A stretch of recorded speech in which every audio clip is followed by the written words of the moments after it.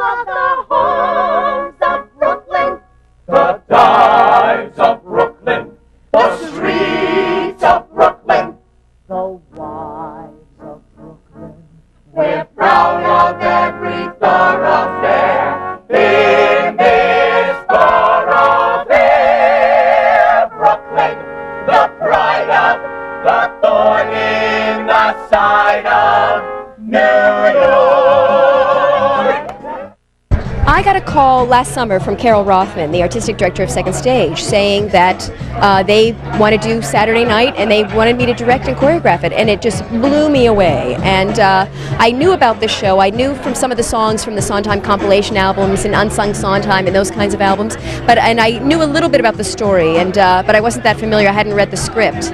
And I met with Sondheim and I read this script and listened to the whole score, and I was blown away. I can't believe he was 23, 24 when he wrote it, and yet his voice is so distinct. It could be written by nobody else. You know, already at such a young age, he had such distinct style, and I was just honored to get to be able to bring it to New York for its New York premiere. Tell me the challenges of putting this show together at Second Stage, a musical of this size. Well, you know, it's the first musical in Second Stage's new home in their new theater, so that brought a set of challenges. There'd never been an orchestra in there, never a sound system. They'd never even used their fly system before. They had to actually put in the fly rigging for us to put in Derek McLean's beautiful set. And besides that, we were sort of looking at each other saying, what exactly is this project? It's not really a revival because it was never produced, but it's not a new musical because it's definitely, you know, a musical that was written 45 years ago and hasn't, you know, we edited it down, but we haven't changed the musical. So we were sort of always trying to figure out what are our parameters here. So was Stephen Sondheim there a lot? What kind of input did he give with you?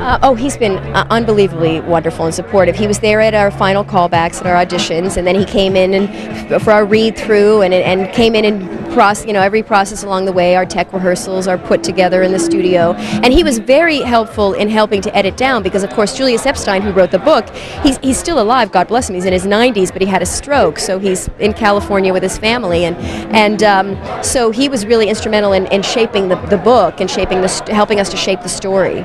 And what have you been enjoying the most about working on this project? Getting to spend some time with Stephen Sondheim, having him call me on the telephone. It's, you know, a dream come true. Absolutely a dream come true.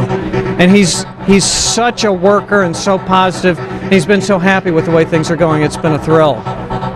If a person treads the path of sin so her daughter can eat quail, in the movies she's a heroine, but in Brooklyn she goes to jail. In the movies life is finer, life is cleaner, but in Brooklyn it's a minor misdemeanor. Yes, Celeste. She's the only wife of the gang of guys. There's a gang of 7 guys, and only one of them is married. And she's sort of wisecracking broad who's sort of a mother hen to the whole gang, and but loves them all very much and just wants everybody to be happy. That's not bad. Yeah. And what have you enjoyed the most about working with your director, Kathleen Marshall? Oh, she's wonderful, generous. Always let us play around, and she set up a great playground for all of us to just sort of go wild, and she always encouraged us. It was great.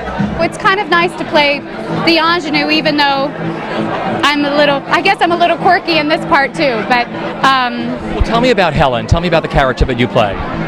I always have thought that she's the realist of the piece, and Kathleen and I talked a lot of her never wanting to sound too bitchy or too self-righteous, because she's really just the voice of reason. She's the one who's down to earth. She's the one who sees things as they are. It's not a negative thing. It's just, you know, when she says to Jean, "You'll never be rich," she's saying, you know, you'll never fit into this world. You're not a blue blood. There's nothing wrong with that.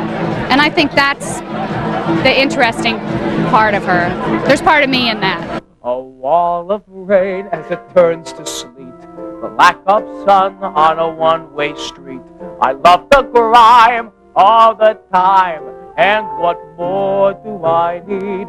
My window pane has a lovely view, an inch of sky and a fly or two. Why, I can see half a tree And what more do I need? Now tell me what you've been enjoying the most about working on Saturday night. I think the dancing, because I don't get to dance much in musicals. I've always been a bit heavy-footed, but they made me light. Rob Ashford and Kathleen Marshall made me as light as a feather. And now, so that's the thing I'm enjoying most. But I'm enjoying all of it. I'm enjoying working with the company who is so vibrant. Obviously working with Kathleen, who I have adored, now working with her twice on Babes in Arms and this. And I think just really being a part of this rare experience. I mean, every actor wants to do a Sondheim, let alone an unknown Sondheim. Now, you didn't audition for this show, did you? No, I did not. No, I think he saw Babes in Arms and decided to, because I'd worked with that team before who were doing the show, he decided just to let me come in and do it. With my first time ever of not auditioning. That must make you feel really good. It made me feel really terrific for about 5 minutes, and then I got really scared. Like, well, what if I'm not right? You know, so what if he changes his mind? But thankfully, he's been really great. Now tell me about Gene, the character that you play in the show. Well, Gene's just a dreamer, you know. I mean, he's such a wide-eyed, innocent dreamer. There's nothing malicious about the guy, but as a lot of people who are dreamers and don't have their both feet in reality, he just can't get a grasp on what to do with the situation, and so he gets into trouble, and not maliciously, and he gets his friends into trouble, and not in a bad way. He's so hopeful, and it's such a time of like the American dream in the 20s, especially before the stock market crash at that time, is so ripe. You know, and it's like everybody's getting rich around you. You know, it's like now with the internet, like the guy down the road all of a sudden starts an internet company, he's a millionaire. And it's exactly the same sort of time as it is now. What I find fascinating about this piece is that this was written by the Epsteins, and this was really based on the third brother? Yeah, they had a third brother who I guess was a bit of a dreamer at the time, you know, and I think that's one of the fascinating things, because otherwise this would be kind of an unrealistic project, you know, but the fact that it's based on somebody who's real, it's a real experience that they obviously had, and that's what really gives the piece its heart. This is our 9th show in a row, so we're just glad to have made it through. And we've had people ill, and we've had changes, but we're so proud about how it's turned out. It's just the most thrilling to be. I feel like we're part of the old new Sondheim show. Now tell me about the character that you play in Saturday Night. I play the character of Pinhead, evil cousin Pinhead, and some people have called me a plot device, but I prefer to think of myself as a pivotal supporting role. I kind of bring the plot about by showing up. I show up and all hell breaks loose. You know, there was no fly system when we started this project, so so that had to be installed, and it was actually only installed days before we started loading in the set. But no, it was a big challenge fitting it all in there. So tell me the look of the show that you wanted to achieve there in that space. Well, sort of two worlds. One is Brooklyn, which is sort of slightly romantically run down and naive, and Manhattan, which is meant to be sort of hopelessly sophisticated and intimidating. So like the plaza curtains with, you know, it sort of look like a Fred and Ginger movie, and the backdrop of Manhattan, you know, is meant to be sort of very cool. The nightclub scene, Dakota Duran, is also meant to be very sort of sophisticated and intimidating. Really, everything about Manhattan is supposed to be sort of intimidating, and Brooklyn is supposed to be sort of charming and rusted. I saw it in Chicago. I went out to Chicago to see it where it was done at a college. The Pegasus Players did it out there, and I thought it was wonderful, and I thought it showed a lot of promise, and I thought, well, I'd like to do it in New York, and Second Stage is the perfect place to do it. I mean, we have a brand new theater. We wanted to try out our fly space, and you know, what we do is plays another time, and since this had never been done before, it seemed like a perfect thing for us. So that's how I found it. An aeroplane was across the bay, but I can hear you as clear as day.